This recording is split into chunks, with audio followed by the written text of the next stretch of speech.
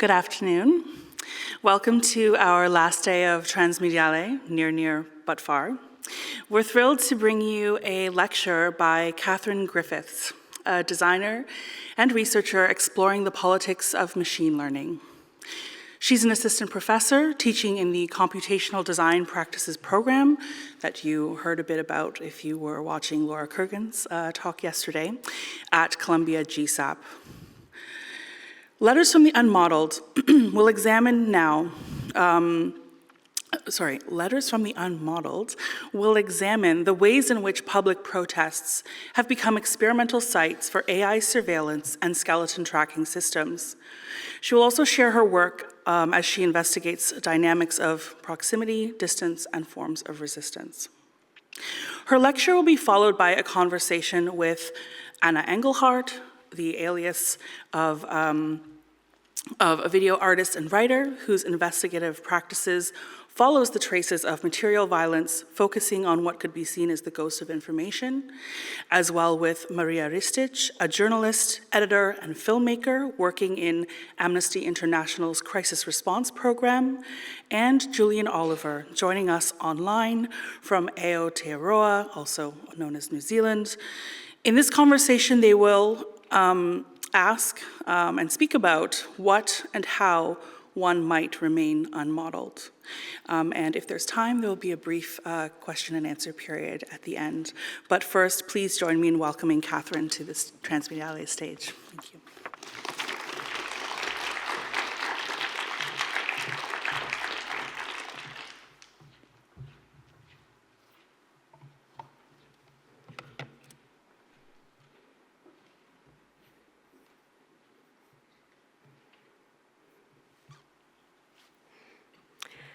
Hi, everybody.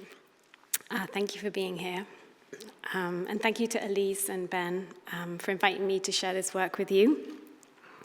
And thank you to everyone who's involved in organizing this event. It's an honor to be here. It's my first time at Transmediale, so it's been really inspiring to see everybody's work. So in this presentation, I want to share with you 3 research threads that I've been developing and at times have run in parallel and seemed separate, and at other times I've found these important moments of intersection. So in the context of a climate emergency, a new wave of nonviolent direct action has emerged in London through the group Just Stop Oil. So drawing from histories of direct action practices that succeeded in previous civil rights movements across the world, one tactic, slow marching, has particularly been taken up to block roads in central London and cause maximum disruption.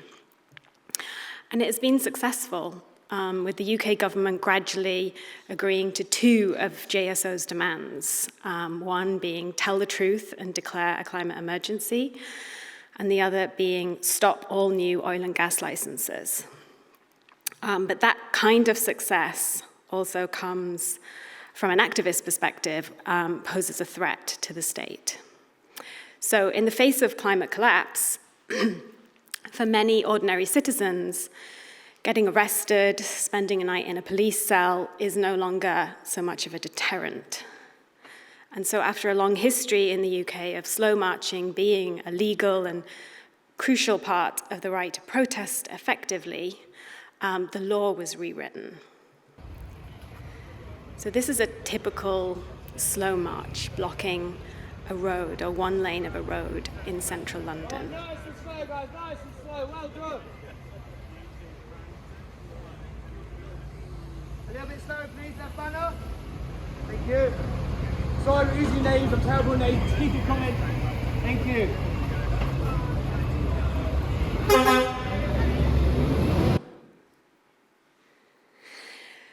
So the government commissioned a right-wing think tank called Policy Exchange that's part funded by ExxonMobil to rewrite the Public Order Act. And Specifically, it was Section 12 that drew a lot of attention, Section 12 of the Public Order Act, which has long defined the right to slow march. And so the rewriting of that section gave almost unlimited powers to the police to shut down any protest that causes more than a minor disturbance, and also to bring criminal charges. So now it allows up to 12 months in prison for protesters who block a road, and 6 months in prison for protesters who lock on to people or buildings or objects. So if protest is to be effective, it has to be disruptive. And in practical terms, the change to Section 12 removes the right to protest in any meaningful way. So since this law has changed over the last 2 years, there's been, at any one time in the UK, up to 150 people in prison for non-violent political activism. And I think a lot of people don't think of the UK as a place that has political prisoners. We're always told to look at Hong Kong, to look at Russia, as these places that repress political activism and political voices.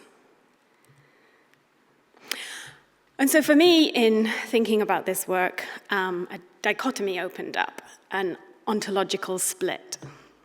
On the one hand, you have the threat of climate collapse and the behaviors of people who are responding to that reality.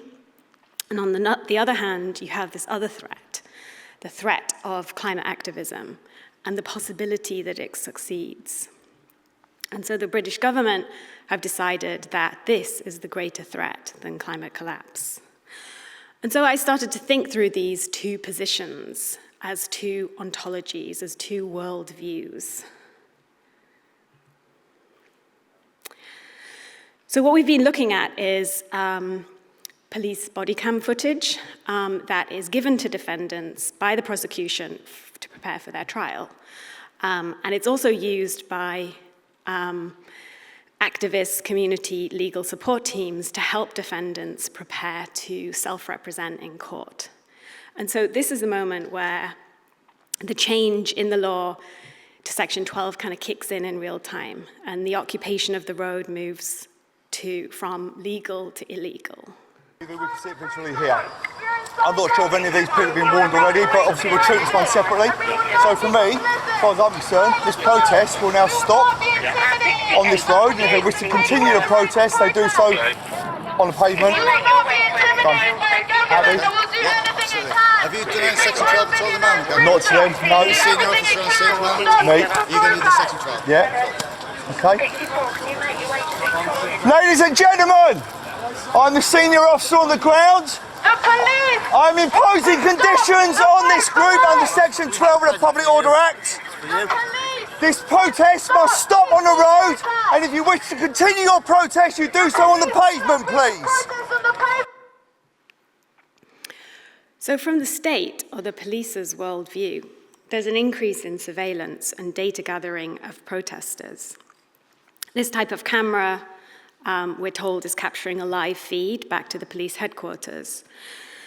And here they're monitoring a group of protesters who are debriefing and emotionally grounding themselves after following a slow march. And then from the protesters' worldview, it generates a kind of spatial analysis between the city and the body cam footage, the police's voices that you can hear, the actors' testimony to what they understood about the situation in real time. There's the time codes that are important. And there's the shape and the visibility of the disruption on the road, and building these defense arguments for why the scale of disruption is in proportion to the threat of climate collapse. And so an important part of the strategy is to plead not guilty and to pack the courts with climate activist trials and drain the budgets of the courts because of climate activist trials, and to self-represent in court as this form of truth-telling, and to persistently argue that this case publicly and to juries, that the threat of climate collapse legitimizes these kind of actions. And so the form of challenging the edges of the law and its role in serving justice in court has been a historically important tactic in nonviolent direct action movements. So a second research thread emerged for me that I was initially working on separately and in parallel, but clearly intersected as I moved through the work. So there's an emergence of a new suite of machine learning algorithms known as activity recognition. And we're very familiar with object recognition and maybe facial recognition, but now we have early stage prototypes of this full body analysis of movement, which aims to predict a person's behavior. Sometimes the technique to track and predict this is known as skeletal tracking or pose estimation. And in a different research project, I've been studying these algorithms and how they are quietly being taken from early stage prototypes and applied in the workplace, specifically industrial workplaces and construction sites. And these spaces appear to be the kind of testing grounds of activity recognition. Workplaces are the spaces where algorithms move from the so-called neutrality of context agnostic code libraries and into a socially and ethically more sensitive space. In this case, that space is workers' rights and the nature of labor relations. And so the testing ground here is less about how the particular worker activity recognition kind of functions, how optimized it is, but the testing ground is labor politics and the future of work in these so-called smart workplaces. There's even a company called Everguard that's trademarked the phrase worker-centric AI to market this shift of computational prediction into the workplace. So on the surface, it's presented as supporting health and safety in the workplace. It's even presented as about worker well-being. But when one digs into the algorithms, looks at the training data sets and the classification taxonomies, it becomes clear that they're also evaluating how productive the body is when it's working. So in thinking about these testing grounds of technology, I'm drawing on the work of Noche Mares, the sociologist and science and technology studies scholar, who's argued that we should study the spaces in which new technology is tested, rather than the technology itself. For it's not actually technology that's being tested in terms of how well it performs. Actually, it's society that's being tested in these spaces. We are being tested to see how we'll accommodate this new technology. Will we adapt? Will we push back? Will we ever say no? So these testing environments in this case means studying systems at a prototyping stage before they're fully implemented in the world, where there's maybe a possibility to question their design and their shape. And so another emerging and perhaps more concealed testing ground of machine learning are protests, groups of people performing particular actions and behaviors in public space that the police can test the use of predictive AI analysis tools.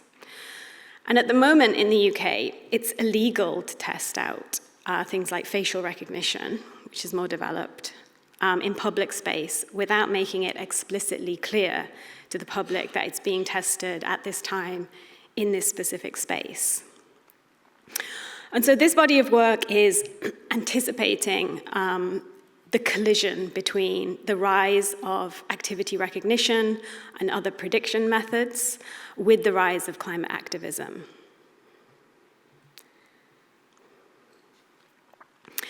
However, as climate activist groups have scaled up their tactics, there is strong speculation within the JSO community that predictive analysis of video surveillance is taking place around and outside of this space of regulation.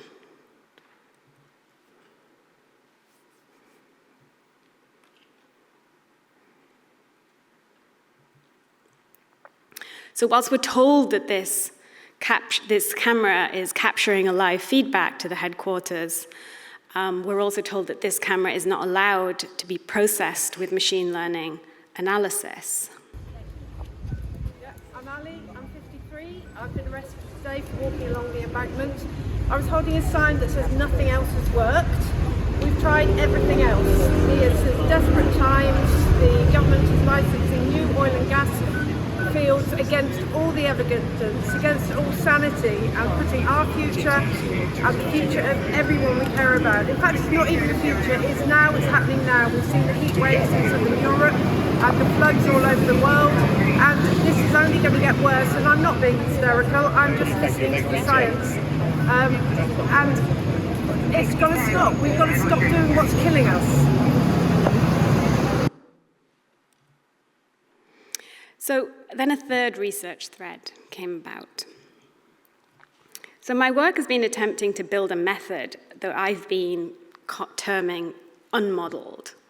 So for me, it's a critical computational strategy that foregrounds the values that are missing from computational models.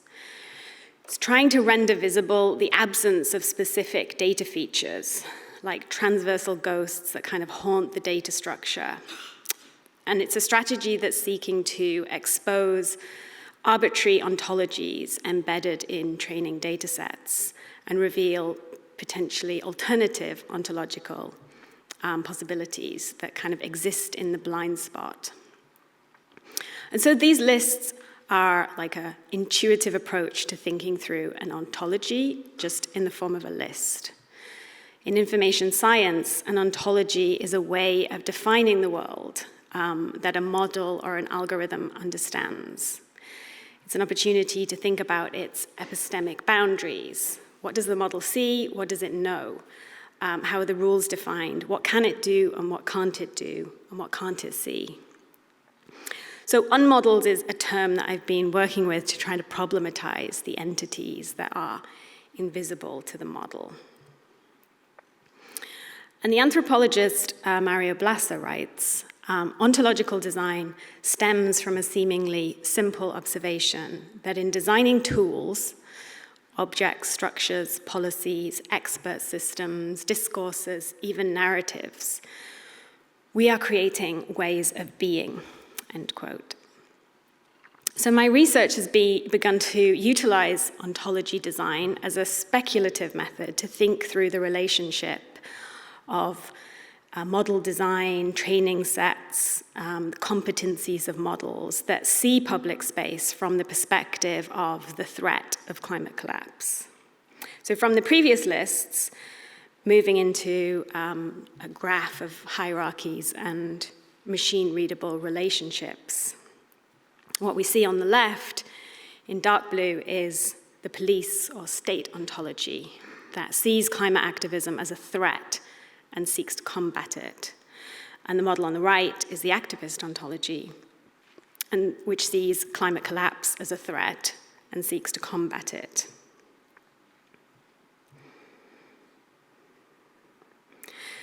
So how would an ontology look like which is trying to combat the threat of climate collapse, in which attributes like disruption, non-compliance, seeking arrest, and even seeking imprisonment are part of the process towards their goal? Then there's also other tactics that negate the model, phenomena that are maybe incommensurable with computation. There's care practices that support activist work, the grief circle, community support practices like legal support in preparing a defense case, truth-telling in court to appeal to a jury's sense of conscience, pleading not guilty to pack the courts, mutual aid for court fines. So the process entails recognizing an algorithm as somehow constructing its own argument. It has a particular viewpoint, and it's trying to achieve not only an extrinsic task, but also potentially an ideological operation. So for me, this has started to become a kind of design propositional practice for how we can build counter-arguments through software design.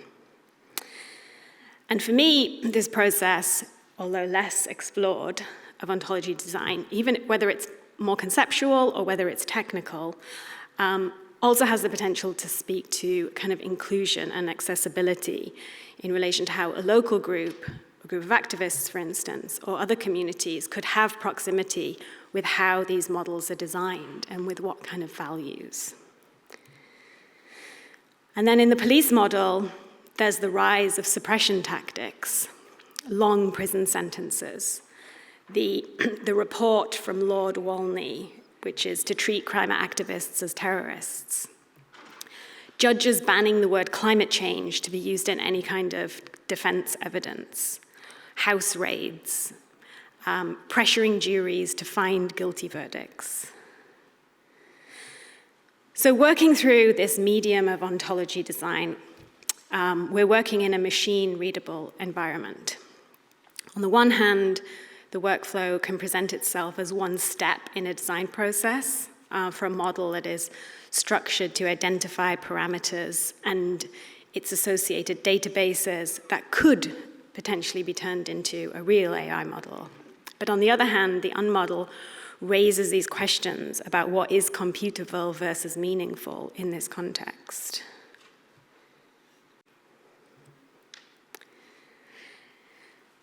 These are a series of screen captures that show the process of annotating video data for activity recognition in order to build what Yanni Loukissas, the critical data studies scholar, describes as counter data that agonizes the model, and to think through how they could be structured as this alternative worldview. So what goes into designing a counter-ontology of this nature? Whose perspectives and experiences can be modeled? And how should we construct these ontologies? So my approach so far has been through participation, through documentation, on-the-ground activities, analyzing the connections between activist tactics.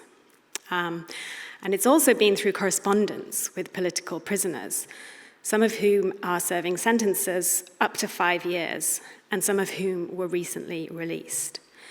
So I want to sort of end the presentation by sharing some of these conversations with you.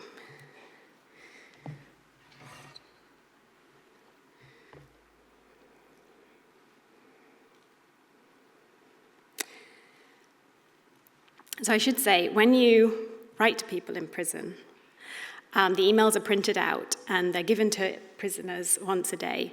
And prisoners have to write their replies by hand, which are then scanned in and emailed back via this thing they called a prison buddy system, which is someone outside of prison that they're nominated to handle correspondence.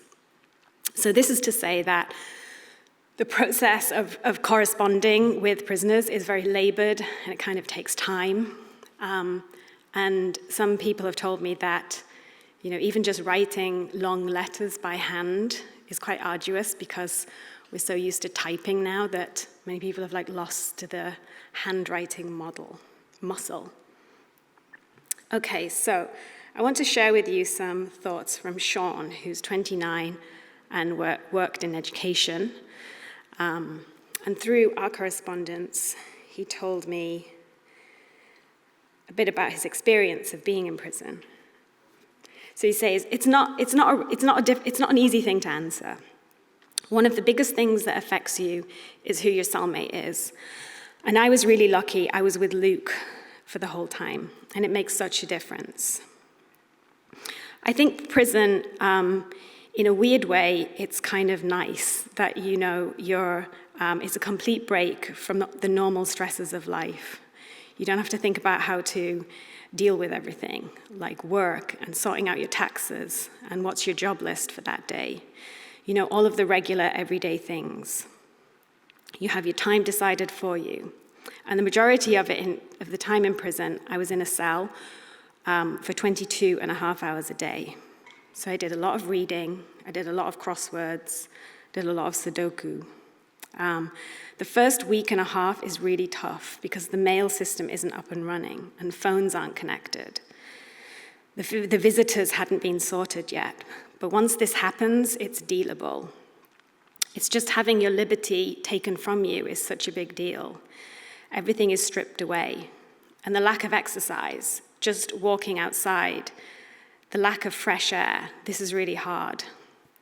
And the food is awful. Just everything tastes the same. Whether you're eating ratatouille or curry, it's just all tastes of white pepper. And obviously not having any privacy in your cell is really hard too. But the Rebels in Prison organization have been amazing. They support us when we're inside. So they provide kind of parcels so your family can send things to you. And they'll give you money each week so that you can buy slightly nicer things from the prison canteen. I got vegan custard. It was amazing. That made a real difference. So me and Luke had a cupboard stocked with a few treats in our cell. It was like Christmas. And he talks a bit about his family. So there's a split between my activist self and my real self. My family and my partner, they found it really hard, but I've put them through a lot for me to go to prison. My partner says that she knows it's important and I'm doing the right thing, but in reality, it's really hard to deal with. Eventually, it's brought us all closer, though. They've come to understand that this must be important if I'm willing to go to prison for it. And the really weird thing is, for my partner and my mum, it's really made their eyes pop, how fucked the world is. Like, I could do conversations with them, you know, I could be arrested, go to a court case, share things on social media, all these things, but there's been blinkers on for a lot of people. And actually me going to prison made them go, wow, he's really got to believe in this. You know, it's not just conspiracy theory. It's made my mum so much more involved. My dad gets it too. My sister's more positive about it. She was a bit dismissive before. So it's really brought a lot of people closer. It's enabled us to have conversations that otherwise would have been swept under the rug or not taken seriously. They realize how much I believe in all of this and how much I'm willing to sacrifice, and so it's really been an eye-opener for them.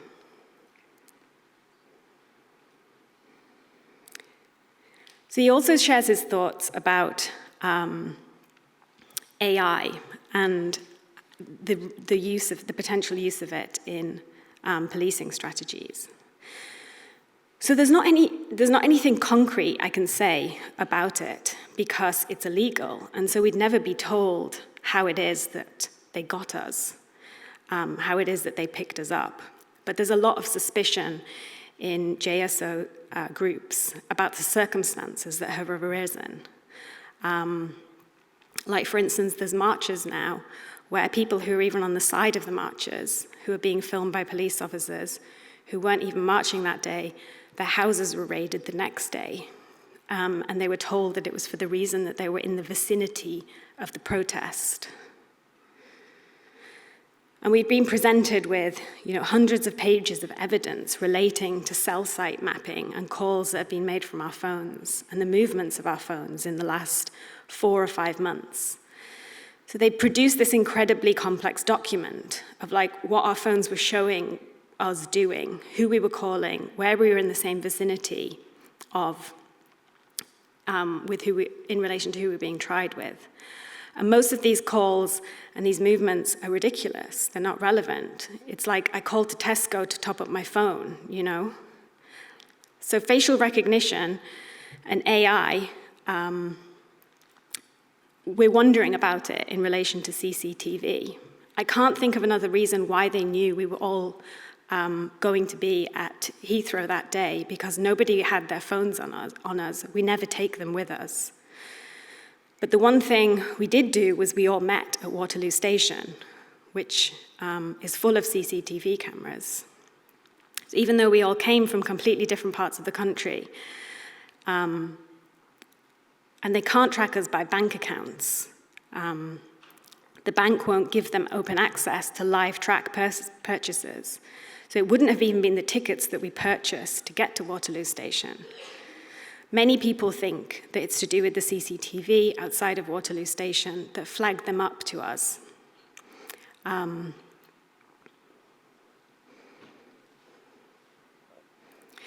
They must have had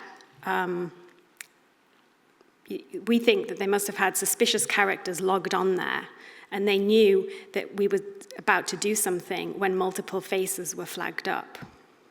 And then once we knew they were meeting there, they started the ball rolling, tracking us where we were going. Because when we got to the protest site, they knew everything. We were sitting ducks. When I got arrested, the officer came up to me and was like, "Hello, Mr. Callahan, we've been looking for you." The police already know your face and your name before they even come and arrest you, and they arrest you before you've even done the protest. And then he speaks about the Save the Juries campaign, which has been important to him.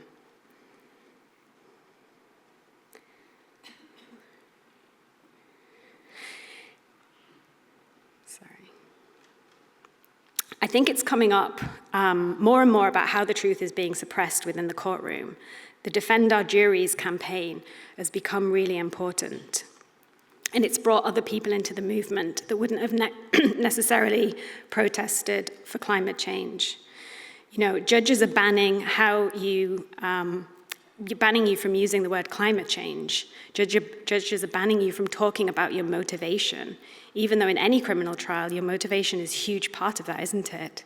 They're not allowing any expert evidence into the court. This truth suppression in general in the courtroom, it's being challenged more and more. And the route to verdict is another problem. The judge will direct the jury to find people guilty, pressuring the jury to find people guilty. And this impacts everybody if we can't even trust the fundamentals of a jury hand. So it's exposing their hand. It's brought a broader cross-section of people into activism who wouldn't necessarily have protested with JSO. And then I want to share with you just one other excerpt from a letter from Sam, who's 47 and is a graphic designer. I was fortunate who I was in a cell with. Over the whole period, I shared a cell with Peter, Dave, and Devin, and they were all calm, and that was really important for me. I didn't expect to be remanded to prison. Putting people in jail for marching is an extraordinary thing. It's never happened before. We didn't expect it to go down this route. So for the first 24 hours, when I arrived in jail, I was just in shock. I was just controlling my breathing and trying to remain calm. It was very important for me to be calm so that I could cope and keep a rein on things emotionally and just regulate as much as I could. I would do this breathing exercise where you breathe in and then your out breath is longer and slower. And I just tried to do gratitude exercises. I would think about my son and my wife.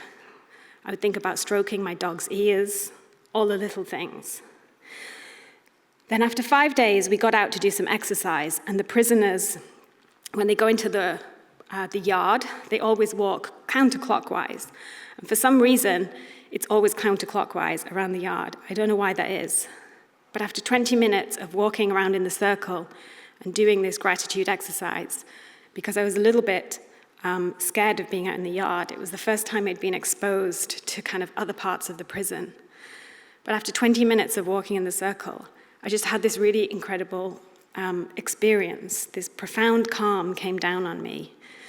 And it just taught me where resilience comes from. And I felt very grateful. So it's great to receive letters in prison and have that connection to the outside world. Speaking to my son and my wife every day has been essential. But as far as the government goes, it's clear that they still believe we can arrest our way out of the climate crisis without actually taking any positive action to address the underlying issue. So this correspondence, just to finish, these kind of testimonies that come from the inside of prison can help us see a form, maybe, of counter-data, this unmodelled way back to a labour of care, tactics of mutual aid, navigating family support, and this sort of shared pain of having a loved one sent to prison, moments of realization of being part of this important moment of justice. And I'd leave it there. Thank you.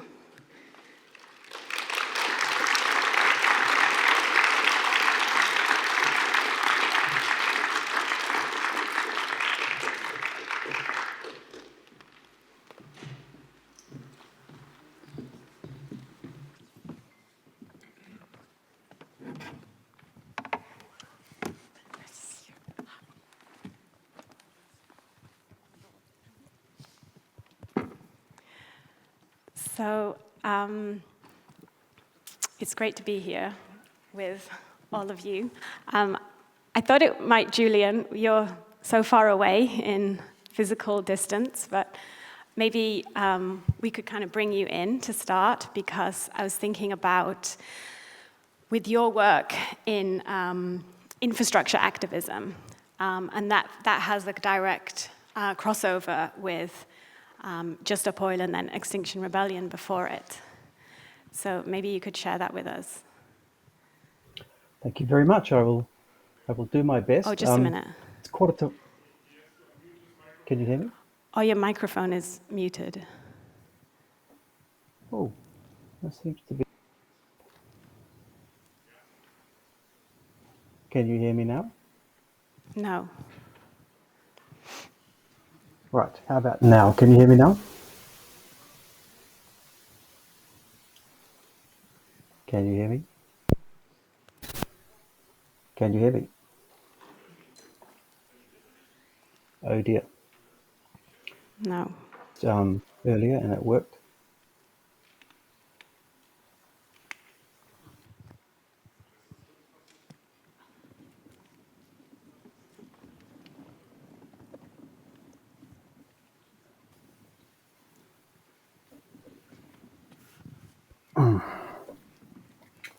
Maybe we can start while they're troubleshooting. Yeah, I think, Julian, do you mind if we try and keep the conversation flowing while you're troubleshooting the mic?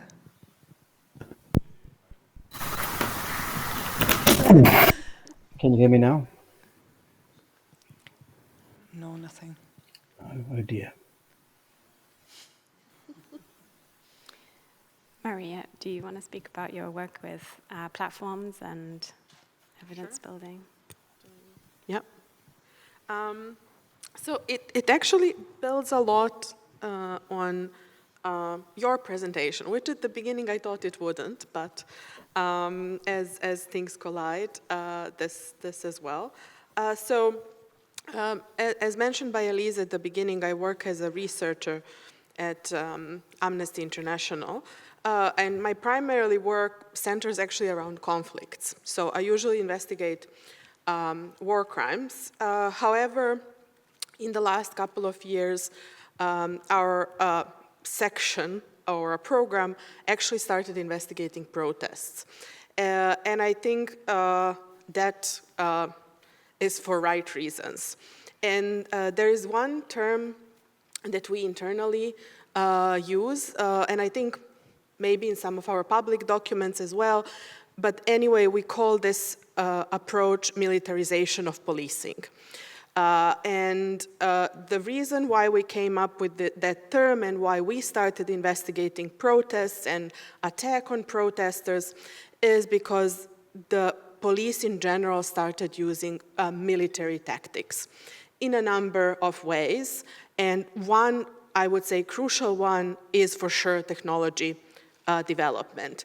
Some of them is related to artificial intelligence and how we developed new weapons, new tools. Some of that is just because it's much more easier to use new technologies because it saves time and it regulates, let's say, some databases. But what I would like to point out when it comes to technology development, and later I will speak about two aspects. One is law enforcement and how laws change, which you tackled as well. And then the third one is obviously the tactics of protesters, like how they fight technologies. But let's go back, or let's start with the companies themselves. Most of the artificial intelligence backed technology that is used in policing is actually initially developed in the context of wars. Because here there is no regulation and here there is a lot of money. Just last week, I saw a New York Times article that is one of many confirmations of what I have been arguing. And that is that the new technologies that the Trump administration is planning to use on in relation to immigration, Yes, that's right. is actually Thank the you. technology Okay. initially developed in relation to Okay, thank Ukraine you. and Russian war, where actually different facial recognition software were developed to recognize soldiers and their movement on the ground. So basically, technology is initially developed in that space for a particular reason. And I personally think that that is regulation. You mentioned in your talk that, for example, in UK, you can't use certain data sets if there is no permission from information to the protesters that data from that protest will be used for the development of technology. In war, we don't have that. One of, I would say, most powerful companies, they actually start that testing in the context, for example, of US companies, of EU companies, of Israeli companies, in the grounds that have no regulation. And then they just improve the softwares for the protests. And they have been using, I would say, this gap as well, and lobbying as well, very hard to actually stay out of regulation. And one of the, I would say, examples of that is the EU AI Act that, for example, has been introduced to protect or oversee the development of technology used for policing. However, if you read carefully that large 400 pages document, you will see that there they specifically say that military companies do not fall into this regulation. And that they are regulated under defense laws, which we all know actually have no oversight. And those companies are the same. And this is, I think, the key thing with the technology. Previously, you would have like a separate company developing, let's say, tear gas. So the police would like buy tear gas grenade from a company that is just specialized for that, and then you would have a company that produces tank. It's not just the same type of production, let's call it like that, or the knowledge. Now you actually have the same company that actually produces, let's call it both. However, they are under the regulation of the military companies, which means no regulation. And obviously, I researched many examples in the past, and as you outlined as well, there are no difference whether it's a developed country or less developed country. Like we saw protests in Berlin last year. There were protests in France where there was a lot of violence. And obviously there are extreme cases in Iran and Israel where sometimes being part of the protest actually is a deadly thing, and you actually may end up dead just because you participated in a peaceful protest. So I think that's definitely one big trend to be mindful of, like who develops and how we monitor. And then there is a second one that comes with that, and that you outlined a lot as well, is how laws change and what courts do or don't do for us. In a lot of countries, we saw a lot of laws being changed. You mentioned climate in UK, but I think here in Germany, people would know that there were specific laws introduced that were particularly also targeting climate change activists, many of them still on trial and trying to fight the system, let's call it like that. And then there are obviously in some countries like Iran, where actually ending up in a court means a death sentence. And now there is a new trend of a lot of countries trying to introduce laws, closely collaborating with the police, in particular in relation to facial recognition and other artificial intelligence tools that aim actually to legalize the use of this type of technology. And maybe the most recent example that I can list is an example also of my home country. I come from Serbia, where currently there are a lot of protests led by students. So there is a new tactic of the police that is considered legal, is they call you for questioning, and obviously in the questioning you have to give up your phone. So in one of our latest investigations that Amnesty did, we have discovered that when you give up your phone, actually the police is using a new software developed together with the Israeli company that actually scrapes all of your data. And according to the Serbian law and according to the justification of the Serbian police, that is something that is legal. What do they do with your data? No one knows, and absolutely in the context of Serbia, they're obviously working together with the police to suppress the protesters. And then I always like, although I work on horrible things, but I'm optimistic.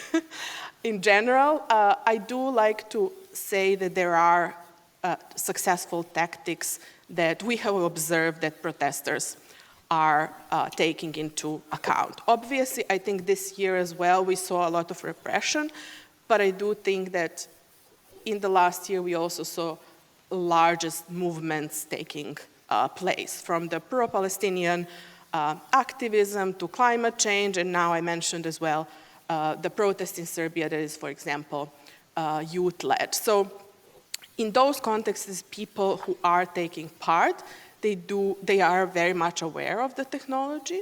So that is also one good thing, that they are pretty much informed, and they're trying to fight back. Couple of things to be mindful of.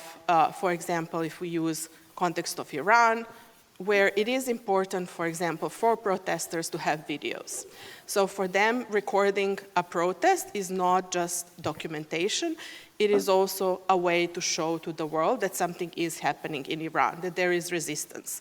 So while in some other countries people will not record the protest because they are worried of the repression, in Iran they are worried about the repression, but they do take photos and images and post them online because it is a symbol of resistance.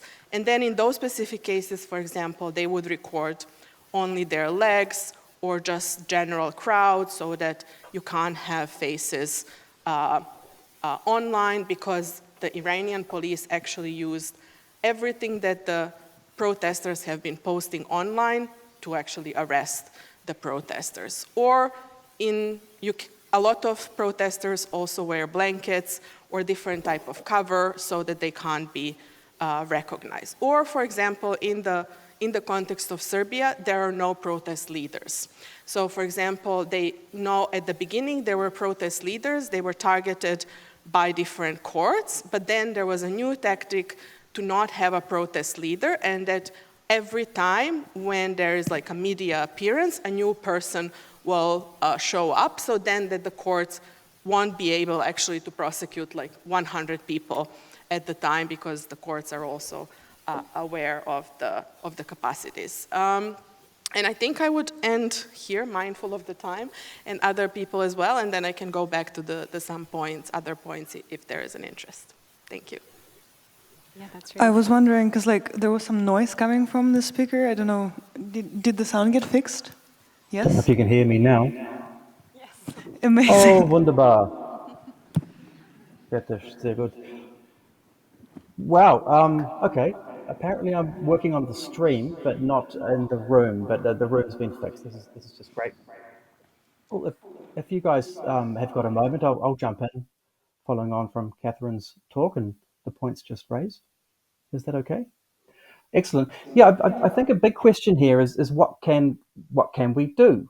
I mean, the statecraft is always going to be ahead of the game. I mean, the term sitting ducks came up before. In my own work consulting for Just Stop Oil and many other climate and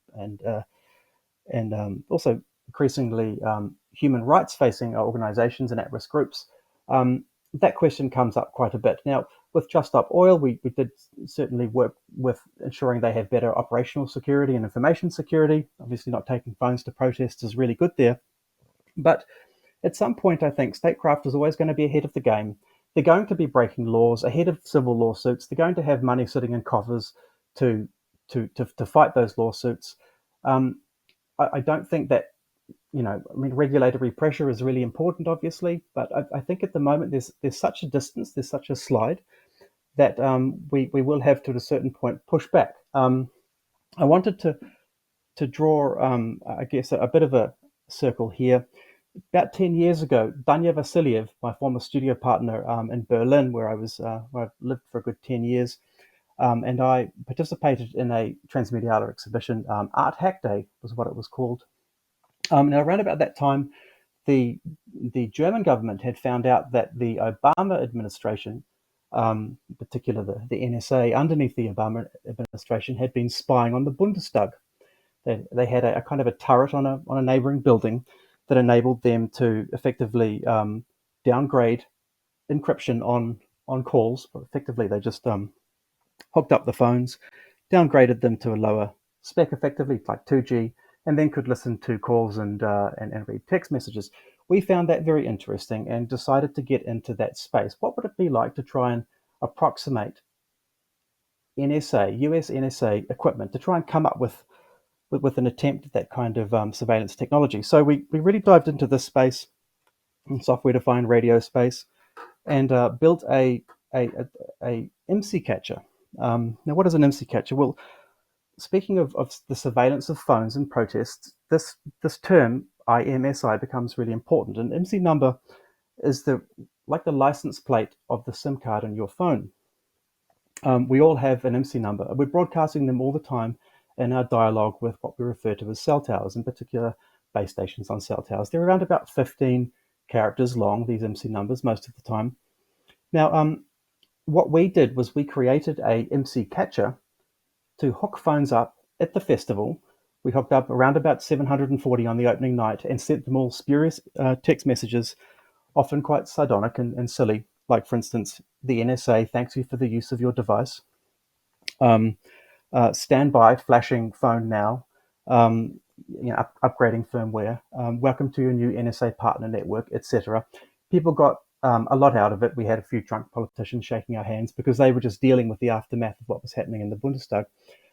And it was shared very widely on social media. Unfortunately, someone got a bit upset about some of the messages they were receiving at an event called Art Hack Day, and our installation was cut down. And with the threat that if we put it back up, then the federal police would be called. So we decided it was probably a good idea to not do that. But anyway, that led to a lot of research into mobile phone surveillance, particularly against protesters. In the following years, we started to see stingray systems emerge, used particularly against, say, Black Lives Matter, the Ferguson protests, etc., where often they would be built into the back of a police vehicle, like LAPD or something like that. These trucks, and they would drive around protests, scooping up all of these MC numbers, and they could then, with that large collection of MC numbers, they could then go and cruise the neighborhoods, and if they found that there was, say, 5 or 10 people at a time with those MC numbers at a given address, there was probably a meeting going on, and maybe the doors could be broken down, zip ties come out, etc. So that gets back to that kind of pre-crime thing, and it's something that a lot of activists right now around the world are struggling with, is that pre-crime. Activists want to be arrested for what they do, not what others may imagine they plan to do. Anyway, following on from that research, let's just say at a number of different protests where there are many, many police in Europe, a pattern can be observed where suddenly you find that a lot of the MC numbers look quite similar. They are probably, thus, the MC numbers bought batch SIM card purchases for the police. So it's possible to hook up the police phones, not that you'd ever do that, and start sending them messages to instruct them to engage with the protest quite differently. That would be an example of turning things around, and also horribly illegal, and you should never do it, nor use some of the tools that I have published to do that. I absolutely wouldn't do that.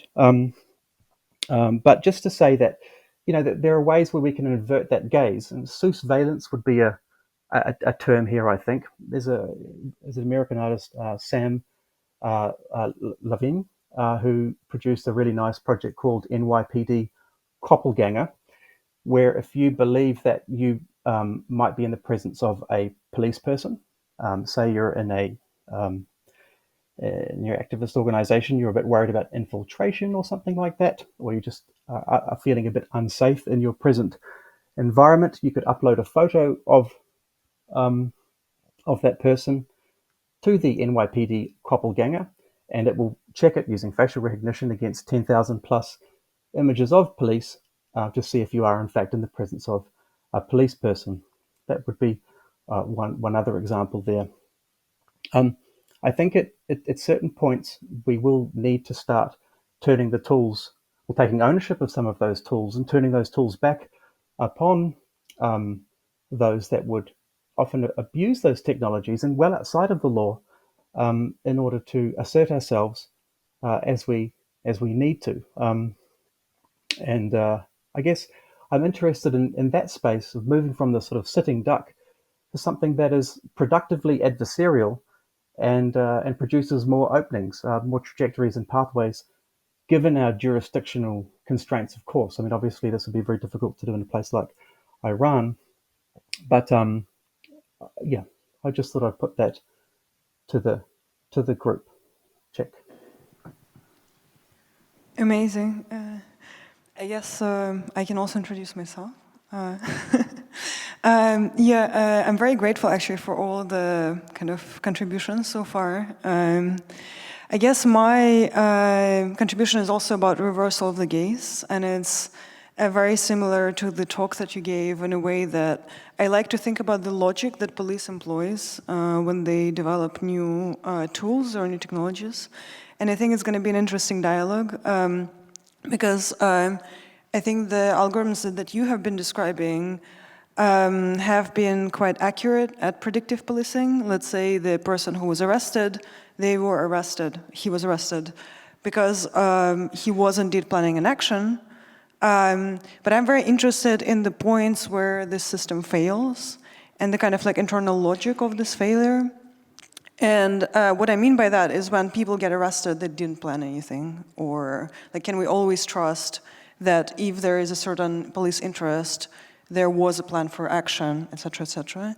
And to kind of introduce that idea, I want to talk about lie detectors technology that has been implemented in the UK and has been very widespread in the US, as you mentioned in a private conversation.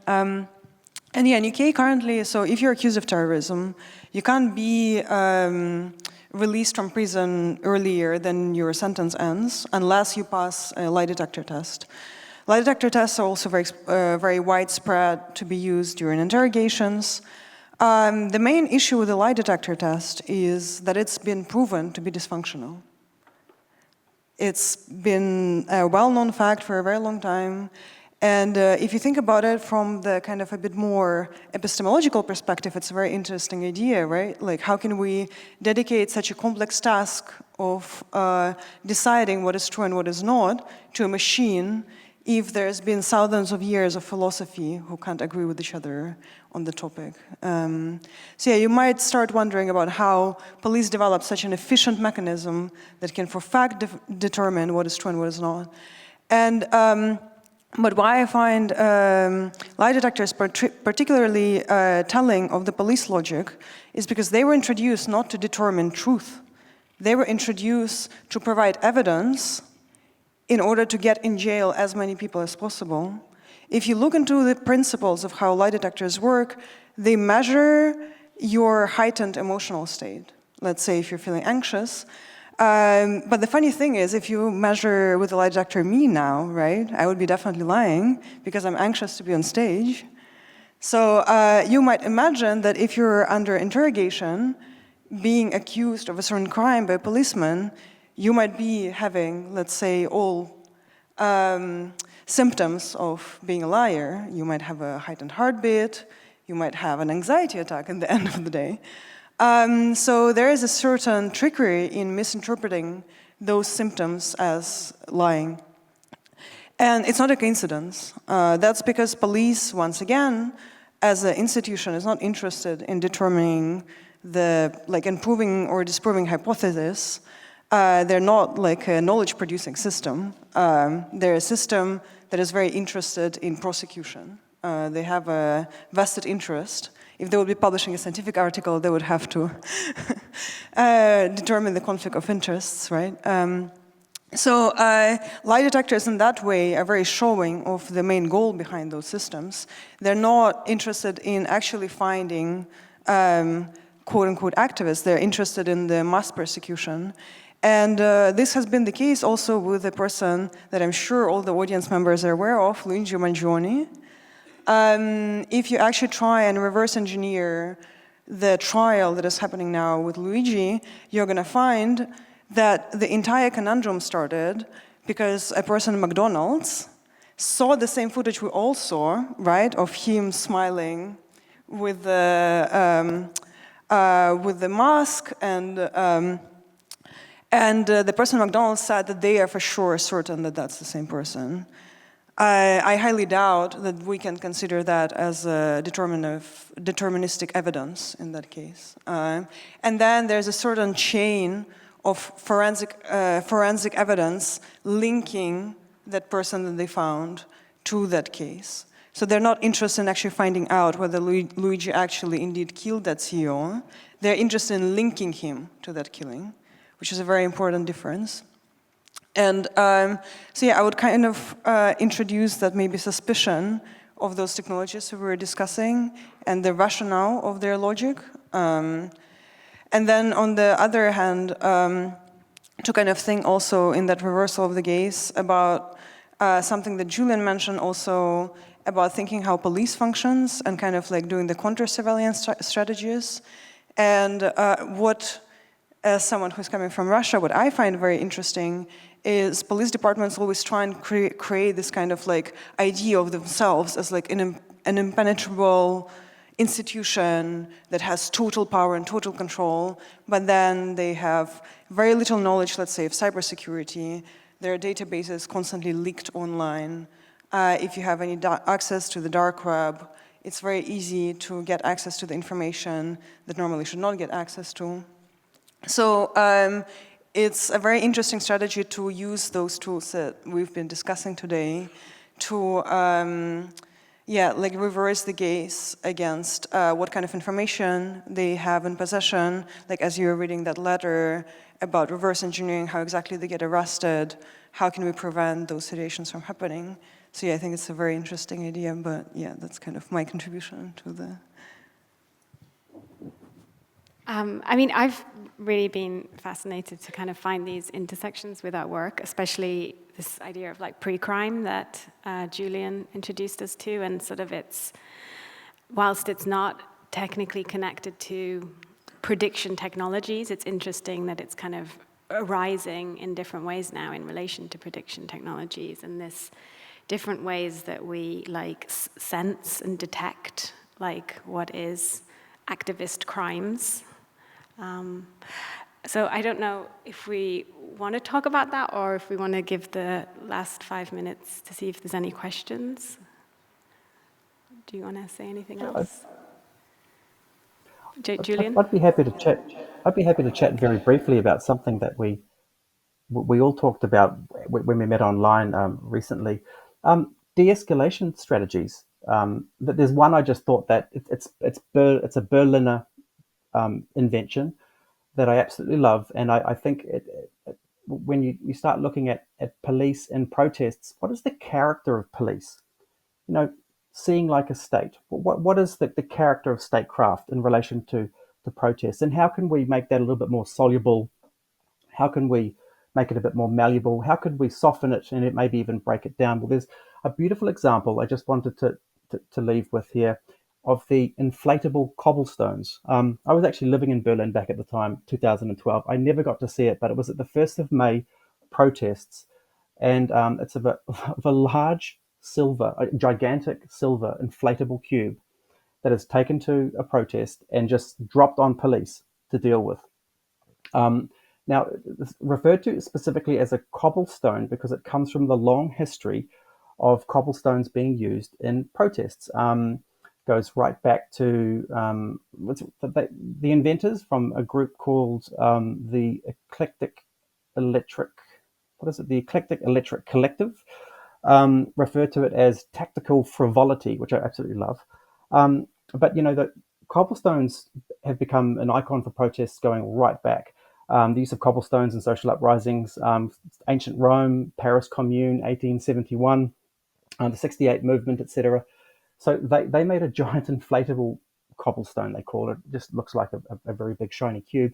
And they drop it on police in riot gear. And there's absolutely amazing videos on Vimeo. You can search for it yourself, Inflatable Cobblestones Berlin Part 2, 1st of May protest. And you see these police, these in full riot gear, trying to tactically deal with this huge inflatable shiny cube, and some of them are coming at it with their shields, other ones are pulling out their batons, they're sort of regrouping like a little Roman squadron, etc. It's absolutely brilliant, and clearly through that tactical frivolity, their character, their stature, if you like, their strategic posturing is just in meltdown. And I think that there ought to be a little bit more of that. It's, when we deal with a strictly adversarial ravine, with this whole idea of two different camps, we are only going to empower statecraft through that reassertion of their stature and of their authority. But getting them to do silly things like dealing with a large silver inflatable cube, or just simply having a cup of tea. I mean, some of them police have shown, like in Extinction Rebellion in France, walk up to them, give them a cookie, give them a muffin. They might be a little bit hungry. Offer them to actually come to the other side and protest with you. I think that there's a lot that we can do there in this time of heightened tensions, in this time of escalations. We could do a lot to have or explore tactical frivolity and playful de-escalations. Check. Okay, so we have 10 minutes left. Should we open it up to questions, or shall we? Yeah, I think it would be great. Let's see if someone has questions. Okay. Do we have any questions?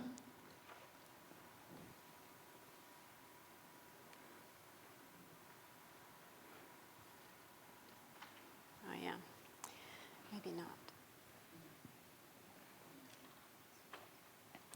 I mean, I guess if we don't, I actually wanted to ask you, but kind of raise your hand if you do later. But I wanted to ask you, are you planning to make it into a project, the presentation that we saw today? Is it going to be an installation or a film?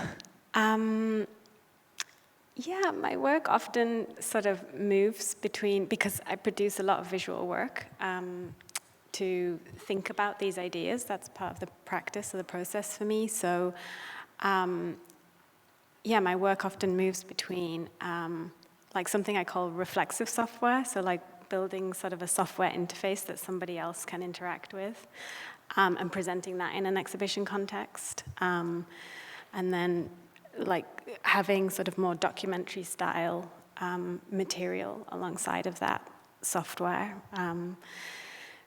So I have sort of some components like that, for the work. But I mean, for me, these letters is a new engagement in this work, and it kind of takes time to establish relationships and create this material and explain how I'm using it. And but there's been a lot of interest. And sharing it with this audience as well. And so the question is for me so me reading these letters to you, or excerpts of these letters, is the first time I've presented that, and it's a question of how is the best way of presenting this, and is it the personal experience of sitting in a jail cell right now and listening to this person, and they're somewhat, at times, banal details of the life and the food, or is it the reflection on technology that they're also having, or on the kind of Defend the Juries campaign? So it's kind of a bit still open and up in the air for me. Yeah, and I think it's very interesting. Like the thing that resonated with me personally a lot from those letters is the kind of distinction between like your activist self and like your professional self in a way, and like how it gets altered by a prison sentence.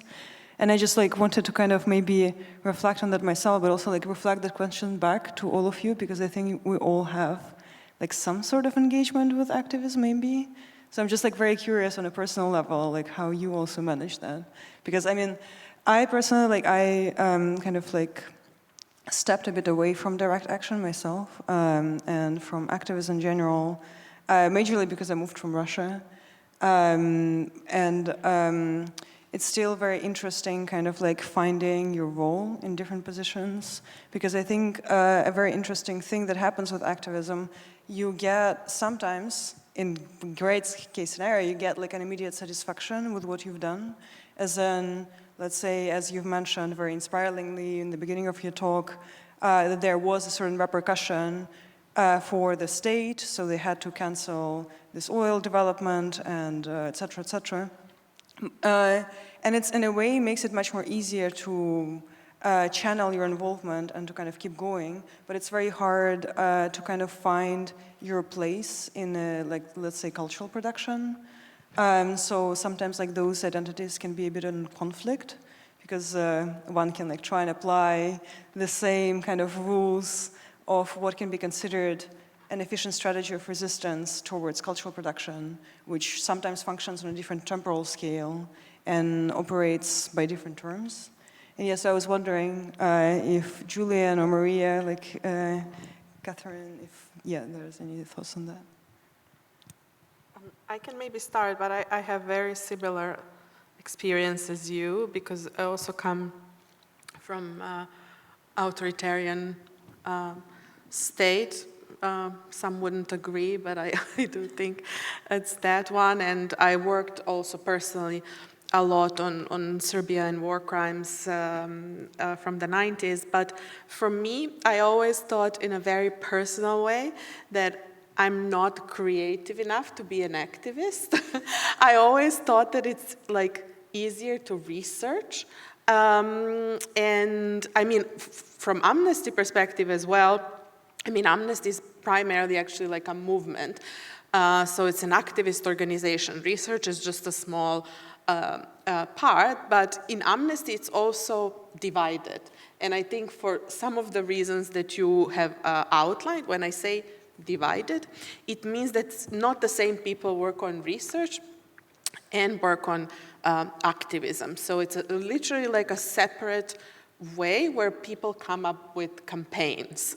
And I, as I said, I personally never invested myself because of one is my personal background, and second is because I thought it requires a different thinking around what may work, while in research it's much more easier. In particular, from my perspective, I usually work on perpetrators, whether those are states or the militaries.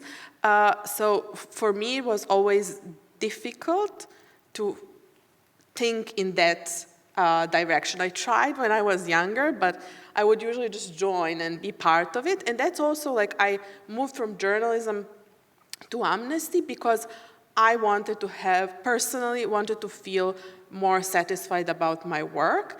And I felt that like in human rights movement, you get much more satisfaction. So this is something, for example, where I envy activists, where I think that they are in general more connected to the ground, and success, whatever we define success, is much more visible, or it's easier to catch it than in the research. So it was never, in essence, my thing. I always admire them, let's say, from afar, whatever afar that is. Oh, I could jump in super briefly there.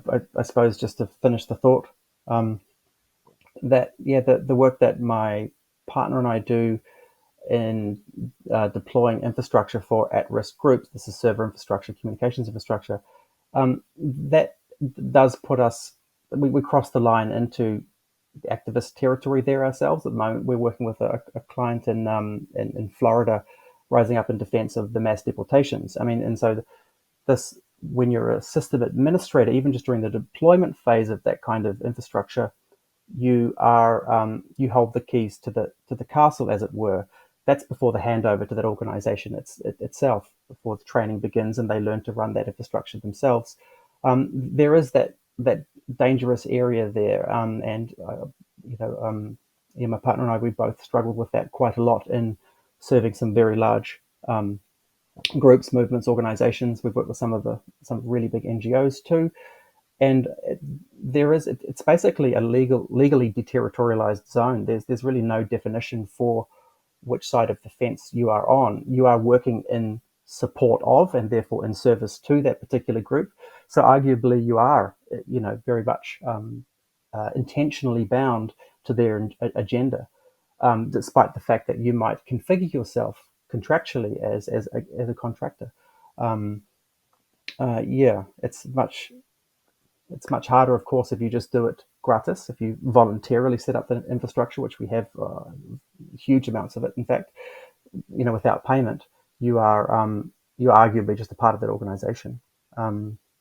So that's where in infrastructure activism, it becomes quite blurry and somewhat dangerous indeed.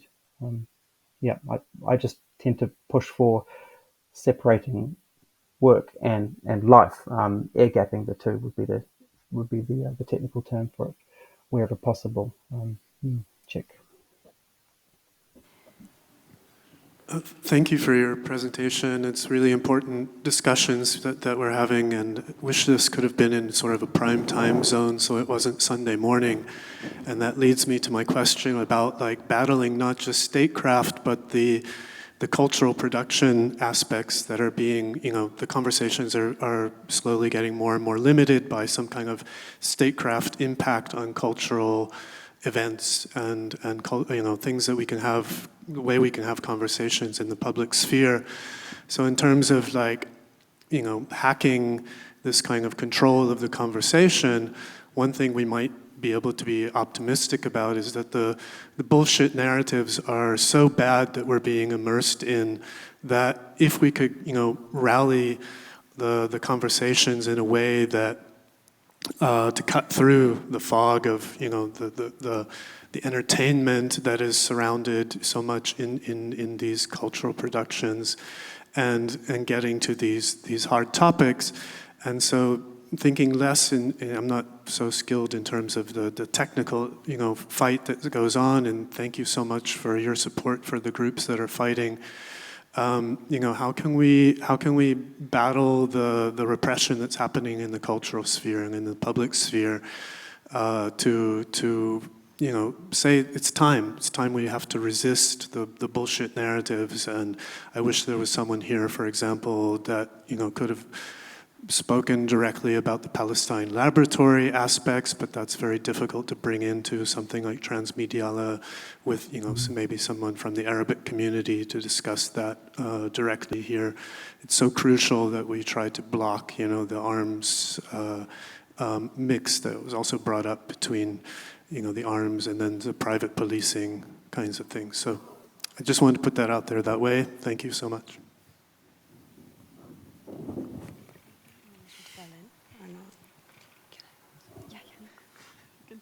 I just wanted to say thank you for the question, and I wanted to answer because not as a kind of artist and philosopher, but as someone who went through the different stages of Russia becoming a dictatorial regime, and kind of how exactly this kind of things evolve over time. And the kind of most important strategy to resist this is to avoid self-censoring yourself. From a personal experience, I'm not talking here as a fancy theory person. I think it's just very important, because self-censorship is very dangerous. And why it's dangerous is because it does, first of all, very obviously, does the state work for itself, but then also sets in this kind of paranoia that actually detaches you from reality. So when thinking about risks, for instance, speaking about Palestine, one should always not think about what can happen. Anything can happen. Like, as in, like anyone can get arrested.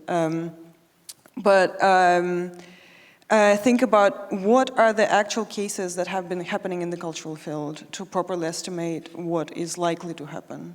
So instead of thinking in the paradigm of what can happen, we need to estimate the actual real risks in relationship to what is actually happening. Because what I have been witnessing with Germany is uncannily similar to what I have been witnessing with Russia. A lot of cultural institutions prefer to kind of stick their head in the, in the sand, and prevent those conversations from happening in the climate when they were actually possible. So there was a moment, let's say 5 years ago, when you could talk relatively freely in Russia about occupation of Crimea, and you would not get arrested. And your event would not, like your cultural event would not be raided with police. Cultural institutions took it upon themselves to prevent those conversations from happening. And I think this was a major contributor to where Russia is today. Because these conversations didn't happen when they were meant to be happening, that allowed the entire domino effect that has been unfolding so far. So I just wanted to kind of bring this up because I think that's exactly what's happening in Germany. I don't know for a fact, obviously, because I'm not based in Germany, but I think a lot of cultural institutions in Germany are now self-censoring themselves, allowing that thing to happen. And it's very uncanny to witness because, as we all know, with political turn towards dictatorial stuff, you think it's bad now? No, it's gonna be bad in 5 years. Like, every time you think you kind of reached a rock bottom, things can get much worse. So it's really important to take risks now when they're small, because they're gonna get higher, stakes are gonna get higher. In Russia, we used to be like, oh no, you're gonna go to prison for 2 years. No, now you go to prison for 20 years. So it's much better to actually take those risks then and go to prison for 2 years. Even if you think about, like, when are you getting acquitted? Yeah, I'm wondering, what do you think, actually? Yeah, maybe just to I can't add. Yeah, just one thing. I think, and I completely agree with you, but I think we need to think also what is culture, who creates culture, and I think this is the key for Germany. If you had asked me that for Serbia, I would say the issue was and is because state creates culture. If you had asked me before October 7, who creates culture in Germany, I would say artists, people around it, state just funds it. Now, I can say with confidence, mainstream culture is created by state, and I think a lot of people in Berlin just did things that they think state would expect from them, and that this is the expectation that we need to follow the values of that body that provides us structural support.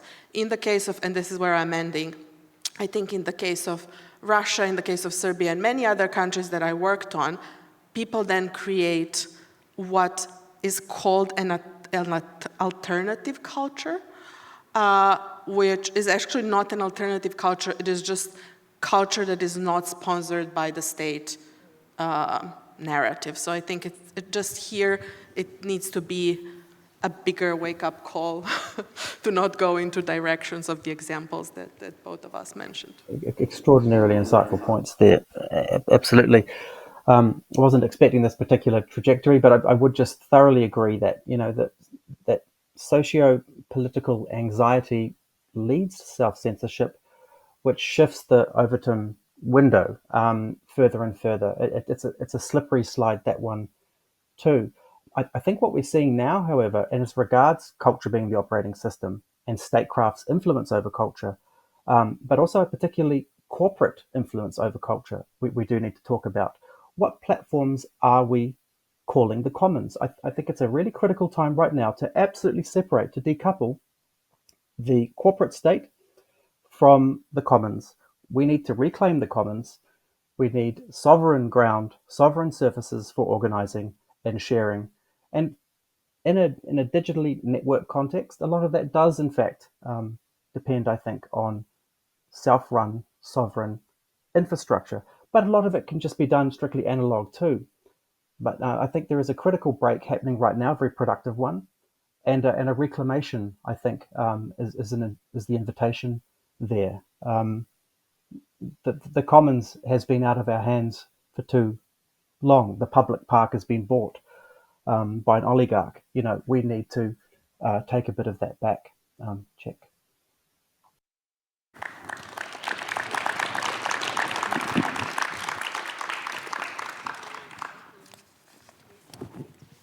Thank you, Julian.